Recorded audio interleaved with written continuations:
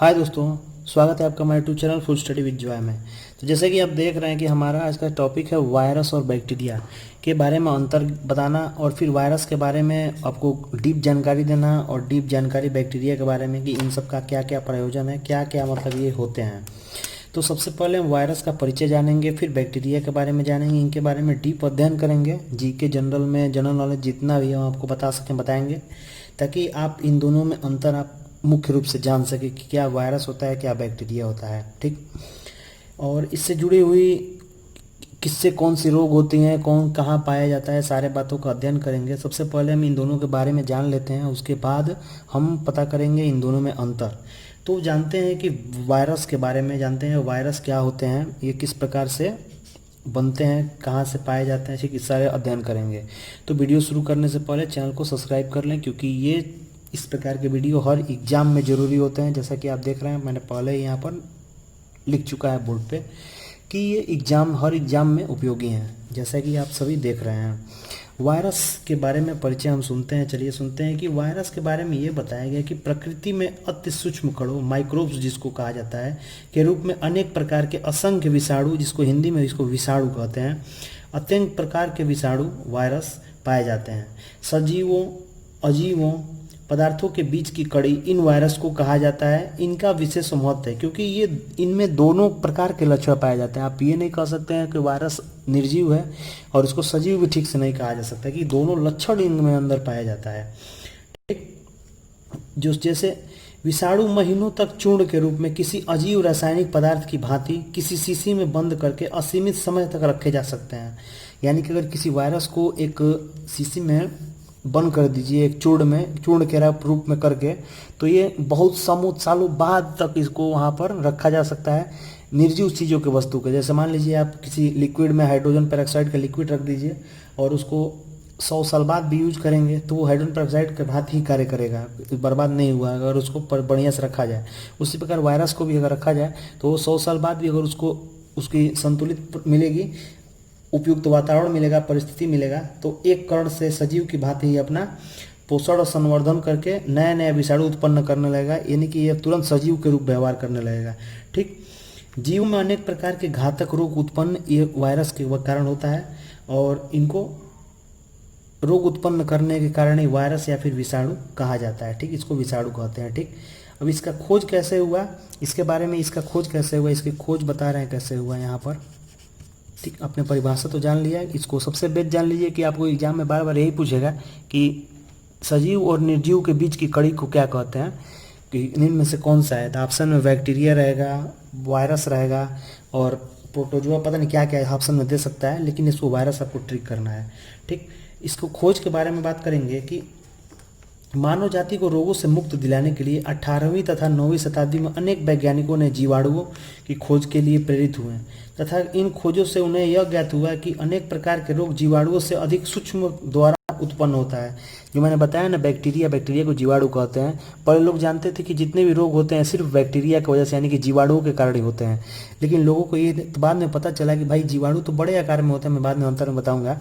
लेकिन उनको ये पता चला कि कुछ रोग ऐसे हैं जो हो रहे हैं लोग, पौधों को या फिर जीवों को, जो उससे भी छोटे कणों के द्वारा हो रहे हैं। तो वो कण ये वायरस थे, बाद में पता चला। ठीक, तो विषाणु की प्रथम खोज रूसी वैज्ञानिक थे, इवानोस्की उनका नाम था। इवानोस्की नाम याद कर लीजिए, इवानोस्की।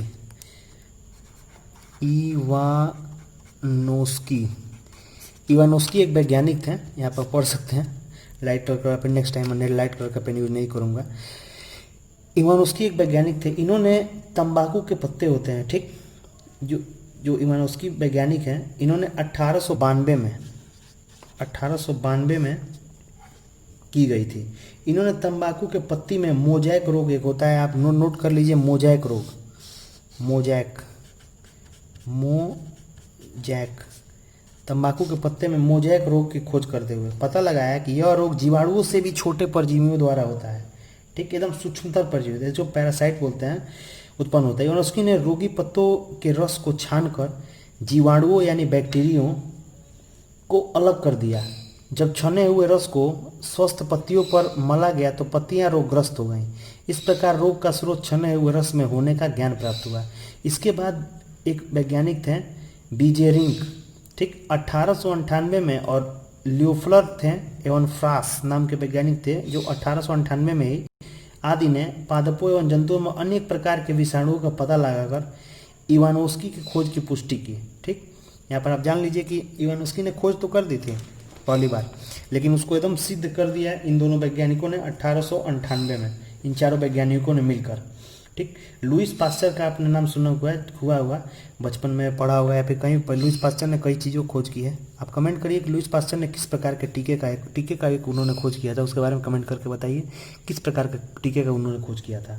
तो उन्होंने एवं बेजरिंग ने ही उन्हें जीवित तरल संक्रामक का नाम दिया, जिसे संक्षिप्त रूप में वायरस कहा जाता है। ठीक, इसको जीवित तरल संक्रामक इसलिए कहा गया क्योंकि ये तरल रूप में रहेंगे, कहीं भी पाएंगे, कहीं भी मिलेंगे, संक्रमित कर देंगे। किसी भी रूप में रहेंगे आपको संक्रमित कर देंगे। ये अगर निर्जीव की भांति कहीं रखे गए हैं, अगर आप इनके संपर्क में आ जाएंगे तो आपको भी संक्रमित कर देंगे, जो रोग इनके पास फैलाने की क्षमता होगी। तो इनको जीवित तरल संक्रामक लुईस पास्चर ने बोला था, और कंटेजिनम वीमम फ्लूडियम नाम दिया था, जिसी को शॉर्ट फॉर्म में वायरस बनाया गया। वायरस नाम से इनको कहा गया, वायरस बोला इनको। ठीक, 20वीं शताब्दी में प्रारंभ में अनेक प्रकार के विषाणुओं की खोज हो चुकी। प्रथम बार वायरस की खोज आप याद रखिए कि तंबाकू के मोजैक विषाणु से ही क्रिस्टलों के रूप में प्राप्त करने का कार्य हुआ था, और 1935 में वैज्ञानिक स्टेनले ने किया था। ठीक, इसी वर्ष इलेक्ट्रॉन सूक्ष्मदर्शी के साथ सहायता से देखा गया यह विषाणु 300 मिली माइक्रोन लंबी छड़ों के रूप में होता था। बाद में पोलियो विषाणु सूक्ष्म गोलियों के रूप में देखे गए। ठीक, ये था विषाणु का परिचय। विषाणु क्या है, कैसे है, मैंने आपको बताया कि विषाणु का खोज कैसे हुआ, विषाणु को क्या कहते हैं। अब बात करते हैं बैक्टीरिया के बारे में। ठीक, वायरस के बारे में तो हम लोगों ने इतना जान लिया। अब थोड़ा जानते हैं जीवाणु बैक्टीरिया के बारे में। ठीक, इसको अब तक इसके बारे में जानते हैं, तो चलिए शुरू करते हैं। इसके बारे में आप इसको परिभाषा, इसके परिचय जानिए, बैक्टीरिया क्या होता है। तो अब तक ज्ञान एक कोशिकीय जीवधारियों में जीवाणु सरलतम जीवधारी है। यह केवल एक कोशिका का बना होता है। इसमें केवल एक गुणसूत्र क्रोमोसोम होता है। इसका आकार लगभग 0.5 माइक्रोन से 10 माइक्रोन तक होता है, तथा इन्हें प्रकाशिक सूक्ष्मदर्शी की सहायता से आसानी से देखा जा सकता है। जीवाणुओं की सर्वप्रथम खोज एंटोनी वान ल्यूमेनहॉक ने 1683 ईस्वी में की थी। ठीक, इसका खोज बहुत पहले हो चुका था। ठीक, बता रहे हैं 1683 ईस्वी में हो चुका था। इन्होंने इन्हें सूक्ष्म जीव कहा था, टाइनी जीव इनको कहा जाता है।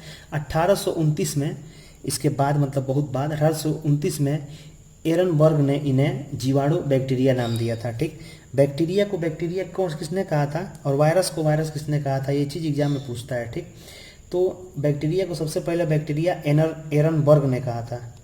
ठीक, इसका नाम दिया गया है, इसको ई रहता है, एरनबर्ग, आप नाम याद रखिए, एरनबर्ग। ठीक, इसकी आकृति कैसी होती है, इनका आकृति बहुत अजीब होता है। इसको आप पहला गोलाड़ू की तरह भी होता है, बहुवचन भी होता है, इसे कोकाई कहते हैं। दंडाड़ू की तरह भी होता है, जिसको बैसिलस कहते हैं, बहुवचन भी होता है, पैसिली होता है। ठीक, इसका सर्पिल दंडाड़ू भी होता है। ठीक, तो इस 3 प्रकार का ABCD इस प्रकार कर सकते हैं। ये 3 प्रकार का होता है, गोलाड़ू, दंडाड़ू और सर्पिल दंडाड़ू। ठीक, ये होता है। ठीक, अब इसमें कई प्रकार के बैक्टीरिया होते हैं, जिसमें तीनों पर मैंने प्रकार बताया, उसके बारे में अध्ययन करेंगे बाद में नेक्स्ट चैप्टर में। आज हमारा टॉपिक था बस इसके बारे में इंट्रोड्यूस कराना, ये सबको पता चले। ठीक, आपको 3 प्रकार के बता दिए, 3 गोलाड़ू, दंडाड़ू और सर्पिल दंडाड़ू बैक्टीरिया होते हैं। अब इनसे कई प्रकार के रोग होते हैं, इन चीज़ को हम बाद में देखेंगे। आज हम जानेंगे, सबसे हमारा मुख्य यह लक्ष्य है कि आज हम विषाणु और जीवाणु के बारे में मुख्य अंतर जानें। ठीक, तो यहाँ पर मेरा बुक है, मैं इस बुक से आपको बताता हूँ, यहाँ पर जूम करके इसको आप देखिए यहाँ पर कि बैक्टीरिया और वायरस में अंतर यहाँ पे दिया गया है। ठीक, तो इन सब के बारे में आपको आज जानना है, तो चलिए शुरू करते हैं। यहाँ पर आप देखते होंगे एक कॉलम में विषाणु, दूसरे में जीवाणु। ठीक, तो यहाँ पर आप देखिए यहाँ पर क्या बताया गया है। टाइम अभी कितने बजे हैं, 11, सॉरी। ये रहा वायरस एक कॉलम में। देखिए पहले से पहले तो मैं कहूँगा कि इसको स्क्रीनशॉट आप ले लीजिए, स्क्रीनशॉट जरूरी है। यहाँ पर दिया है कि ये सामान्यतः 10 माइक्रो मिली एम माइक्रोन से होता है, ठीक, 10 से 300 के आकार के होते हैं। ये 2 माइक्रोन से 10 माइक्रोन आकार के होते हैं, ठीक। उसके बाद इसमें ये साइज में कौन बड़ा होता है, आप इसको देख सकते हैं कौन बड़ा है कौन छोटा है। ये निर्जीव तथा सजीव के मध्य की कड़ी होते हैं, यानी कि मैंने आपको बताया कि इनको अगर सुरक्षित रख दिया जाए कई सालों तक तो ये जिंदा रह सकते हैं, ठीक। जीवाणु सर्वोत्तम आद्य होते हैं, मतलब प्रिमिटिव होते हैं, ठीक।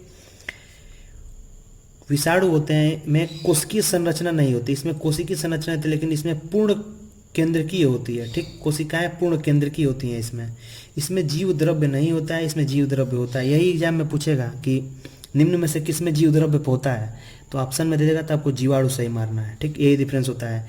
इसमें डीएनए या आरएनए होता है, इसमें डीएनए तथा आरएनए दोनों होता है। ये रोगजनक हानिकारक होते हैं, ये लाभदायक और हानिकारक दोनों होते हैं, क्योंकि बैक्टीरिया आप जानते होंगे कि दही में बैक्टीरिया पाया जाता है जो बहुत लाभकारी होता है। उधर कई चीज़ों में लाभकारी बहुत सारा लाभदायक बैक्टीरिया होते हैं और बहुत सारे हानिकारक भी होते हैं, लेकिन वायरस हमेशा रोगकारक हानिकारक ही होते हैं, कभी भी ये आपको लाभ नहीं पहुँचा सकते हैं। ये परपोषी होते हैं, ठीक। ये स्वपोषी या परपोषी, मृतजीवी, सहजीवी दोनों सब सारे हो सकते हैं, ठीक।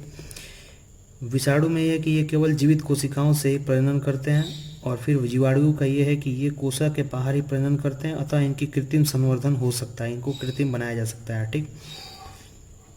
तो ये था अंतर, इसके बारे में आप पढ़ लीजिए। और कैसा लगा वीडियो कमेंट करके ज़रूर बताएं, चैनल सब्सक्राइब करें, इसको स्क्रीनशॉट ले लें, और इसमें अगर आप कुछ समझ में नहीं आया है, कुछ और जानकारी चाहते हैं तो कमेंट करें। धन्यवाद, थैंक्स। नेक्स्ट वीडियो हमारा रहेगा रोग और उनके कारक। कैसा लगा वीडियो कमेंट करके ज़रूर बताएं। धन्यवाद।